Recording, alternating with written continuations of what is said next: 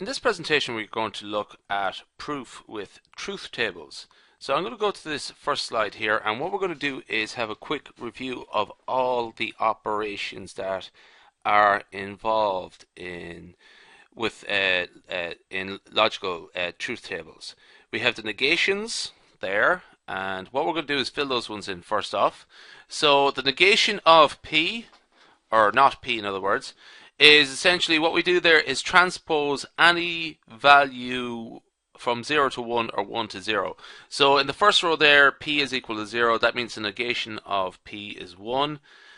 In the second row, the value of P is 0 also, so the negation is 1 as well. The same thing works for Q. If Q is 0, the negation of Q is 1, and if Q is 1, the negation of Q is 0. So that's a quick reminder of what of negations, or the not operations. What we're going to do now is look at the and or operations here, and so let's fill in the truth table there again. So it's essentially the and or, so we do both together. And means that P and Q both have to be 1 for the P and Q to be 1. Otherwise, they are 0. So in the first row, we have P and Q. That's 0 and 0, so that's a 0. In the second and third, there's only one. One of them is 1. Only one of them is true. So in that case, we'd have a 0 also. Both P and Q have to be true for this to be 1. True as well. It is not so... that's a little typo there. It's not so... so rigid. So for P or Q, what we have to have is that at least one of P or Q, at least one of them is true. So there only has to be one of them equal to 1. In this case, we have Q is equal to 0, P is equal to 0. That gives us 0 there. But elsewhere, we have a true state somewhere.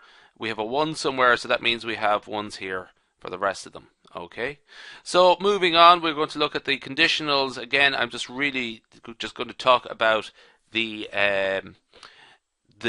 truth tables there. These conditional biconditional, unconditional, and implication connectives. The logic of why they are 1 and 0 is a bit hard to explain in a presentation, a quick presentation like this. So I'm just going to sort of state that for the record that those are the values there of the truth tables. And I'm finally going to go on to the last one, the XOR, the exclusive OR. Exclusive OR means at least one of P or Q, of at least one of them has to be true, but not both of them. So it's very similar to it's very similar to the OR. Just for the difference is that when P or Q are both true, P and Q are both true, the OR value there is 1. But for exclusive OR, it's going to be 0. Only one of them can be true. So we only are allowed to have 1 0, or a 0 and a 1 for P and Q. We can't have them both the same. Now, what we're going to do quickly is use truth tables to prove this following expression here. So P and Q, or not P and not Q, is equal to the biconditional for P and Q. So I'm going to just quickly set up the truth table there again. It's something very similar to what we've seen already. P and Q there on the left hand side, not P and not Q, just to the left of center, and on the far right we have the biconditional of P and Q, and those are the values we've seen previously. So what we're going to do is just column by column. We are going to look at the first one, P or Q, which is the first phrase here up in this truth table here.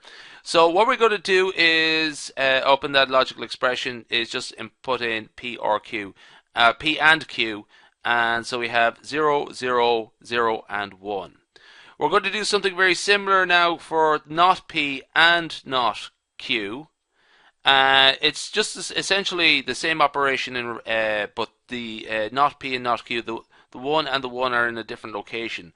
in the first row. So we have 1 here, 1 here. That means we have our AND value here is 1 also. Elsewhere we have zeros. Okay, we're going to have the union of these two. So we're actually have this part here first, this part here second. Now we are going to put in the OR statement for both of those components. Essentially what we have here, if at least one of them is 1, those pairings, 0 and 1, that means we have a 1. If both of them are 0, that means we have a 0. So in the first row we have 0 and 1, that gives us a 1 here. 0, 0, 0, 0, that means we have 0 here and a 0 here. We have a 1 here and a 0 here, so down here we have a 1. So this is the full this is the full statement on the left hand side of that logical expression. What it remains for us to do is just to point out that both of them are directly equivalent to each other. We actually have the same membership table values for both, so that means we can sort of make this statement up here, up at the top of the